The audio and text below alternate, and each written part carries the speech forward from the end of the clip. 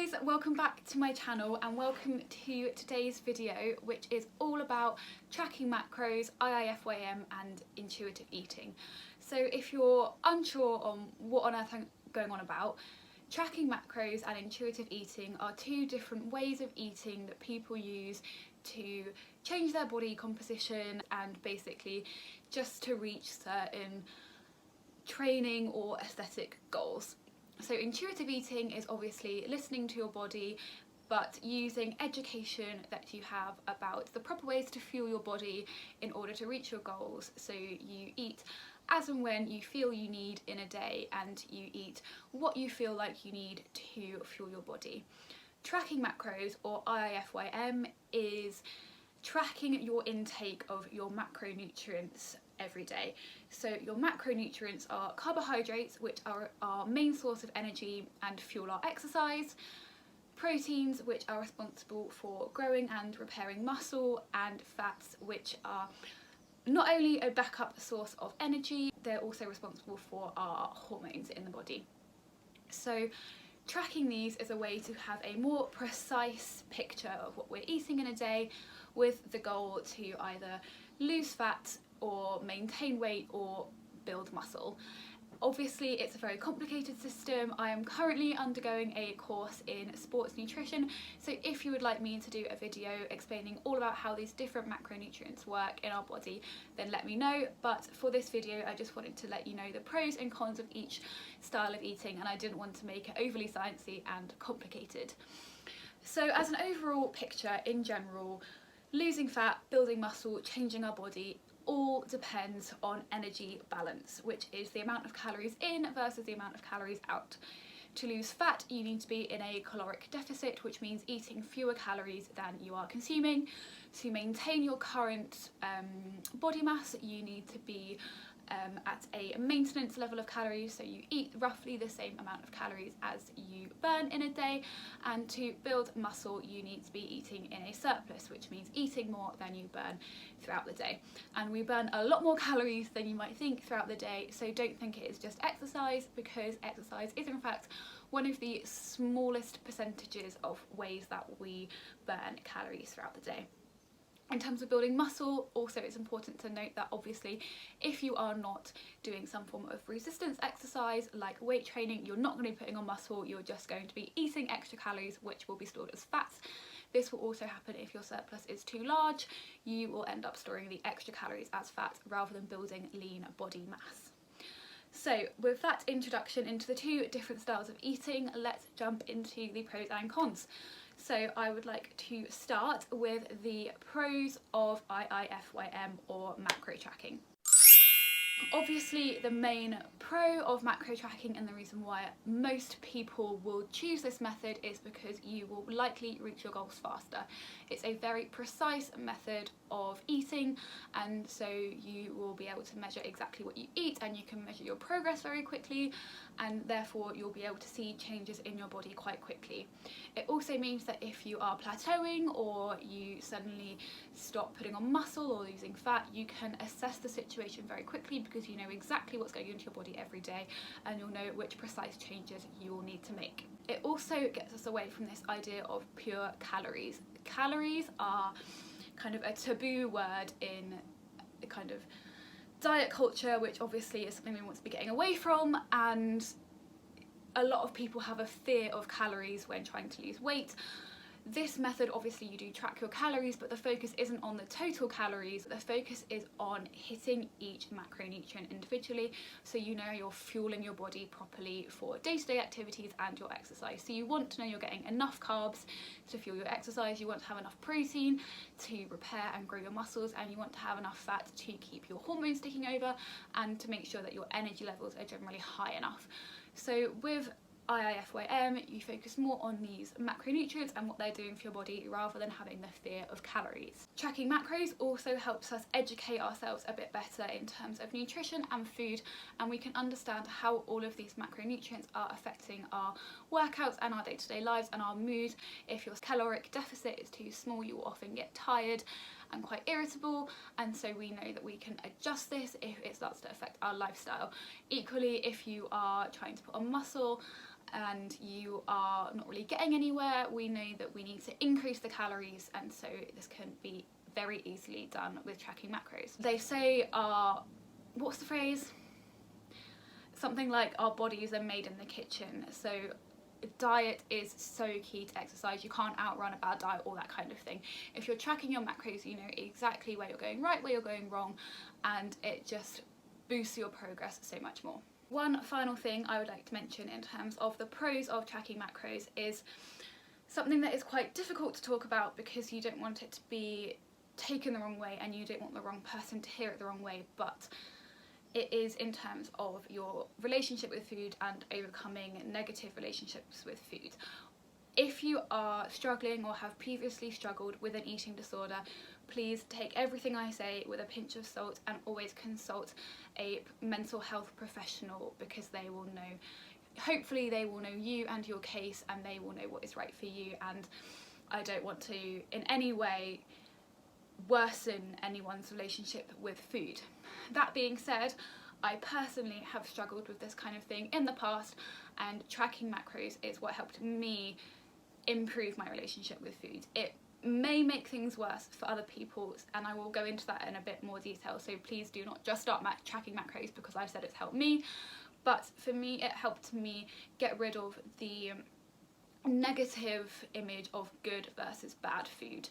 When I started to track macros, I could understand properly that chocolate isn't bad, apples aren't good. Each food has its own macro and micronutrients that play a key role in our body, and so the kind of good versus bad food mentality slowly was kind of deconstructed in my head when I started tracking macros, because I used to not want to eat chocolate or brownies or crisps because I thought they would make me fat, and so I would eliminate these and have an extremely negative relationship with food. But when I started tracking my macros, I worked out how to include these foods healthily in a moderate amount into my diet, and so I felt mentally healthier because I was having these foods that I previously demonized, and learned that in fact they're not responsible for making anyone fat. They're not bad. Food doesn't have food's not moral. Food can't be bad. It's just a different form of food that is entering our body, and all food has a time and a place. With that being said, let's move on to the cons of tracking macros. And sticking on this line, it is a very slippery slope, especially if you have a negative relationship with food or an existing eating disorder. Tracking macros can become very restrictive, especially if you place too much importance on the numbers in the day. If you're really striving towards a goal and you want to hit your macros exactly every single day, if something goes wrong and you don't, or there's a social event and you want to enjoy the food, which you 100% should, or it's your birthday or your mum's birthday and there's birthday cake and you feel like you can't eat it because it won't fit your macros, and it can again become a slippery slope, and negative relationships with food can creep back in. And so I would not recommend tracking macros if you are struggling with an eating disorder or have a negative relationship with food without seriously considering it first and talking to mental health professionals, because you don't want to get to a point where you are trapped by the numbers and you see food as a number rather than food as fuel for your body and things that you need for your hormones, for your growth, for your mood, for your sleep, to survive. With that being said, in terms of comparison with intuitive eating, obviously tracking macros can be a lot less fun, a lot less flexible, and it can be difficult to feel an enjoyment from food because you start to see food as the way to fill your numbers rather than a food as a way to feel happy and socialise and enjoy the taste. It can become, you know, instead of an apple you see 15 grams of carbohydrates, and although that is helpful in some ways if you have specific goals, it's obviously not the way you want to see food in the long term forever. You also risk eating predominantly processed and non-whole foods, because if you focus overly on the macro content of a food, you can ignore the micronutrient content, which is all of our vitamins and minerals, which are so key for our body. Like I said, I've been doing a sports nutrition course, and I actually, in one of my previous lessons, learned that micronutrients like vitamins and minerals are actually key for our body to access the macronutrients. So you could well be hitting your carbs, proteins and fats every day, but if you're not getting the minerals in and you're not getting the vitamins in, they won't be used right in your body and you're not going to make any progress, you're not going to grow any lean muscle mass, and you're not going to be going the way you want to be going. So when you're tracking macros, you need to make sure that you're not just filling in an app like MyFitnessPal and just looking at the proteins, carbs, fats and calories. You want to be looking at the mineral and vitamin content of those foods too, to make sure you have a whole balanced diet that supports not just your sporting and aesthetic goals, but also your long-term health. As well, with tracking your macros, if you don't do it properly, then it won't work, and there's nothing worse than putting yourself through tracking macros and trying to stick to these rigid numbers every day and then not doing it properly, and doesn't even reward you with any results. So if you're tracking your macros but you're having, I don't know, say a square of dark chocolate after every meal, and you're having a bite of your boyfriend's dinner, those are still calories even if you haven't tracked them. So if you're not tracking properly, you're not really going to see the progress you want to see. So if you're going to be doing it, you need to be doing it properly. The final con with tracking your macros is that there is a potential to lose your body's natural hunger cues. Our bodies naturally are very good at telling us when we're hungry and when we're full, and young children, like babies, have the best natural sense of this. They're very good at telling us when they're hungry and stopping eating when they're full. But because of obviously growing up in a society where there are so many rules and restrictions and so many ideas going around about food, we lose these natural hunger cues. And so if you track your macros, you can harm the natural cues even more, and you start to lose touch slightly with your body and your hunger cues and your cue that you're full. Moving into intuitive eating and starting again with the pros. Obviously, in comparison to tracking macros, it is a lot more flexible, which can therefore potentially be better for people with a negative relationship with food, because you don't see food as a number, you see food as food, and you eat as and when you feel you need and you feel hungry. Which links to the second advantage of intuitive eating, which is that you hopefully rebuild this link with your body's natural hunger cues, and you'll start to recognise again when you feel hungry and when you feel full. And our bodies are really good at knowing when they need fuel, but it's easy to ignore this if you're doing fad diets or tracking macros even. But if you are eating intuitively with knowledge of what your body needs, plus your body's then telling you and giving you signs and signals, it's really helpful to have a whole healthy relationship with food in general. With this form of eating, you're also likely to have a higher micronutrient content, because again, you're eating what your body feels that you need, and you're not eating to fill certain quotas of what you need for the day. And so you can eat a salad or a bowl of fruit or whatever, and you're not thinking about trying to hit macros, you're just thinking about what you need. If you enter into a intuitive eating relationship with food with an educated background and you've done your research, it is also likely that you will become even more informed on food and nutrition and what your body needs naturally by following your natural hunger cues, and also reading up a little bit about how many carbs roughly and fats and proteins you need in a day. If you have a rough idea of this and you try and aim for this each day, you will be healthy and you will be making progress towards your goal, but you'll be doing it with a bit more self-education, and kind of it's coming from you in your mind rather than just filling in an app every day and going through the processes like you might do with tracking macros. Cons of intuitive eating are, of course, the biggest con and reasons why people choose macro tracking over this is because it can take longer to reach your goals. If you are not tracking your intake, you don't know exactly what you're eating, and so you may not be eating what you need for your specific goal.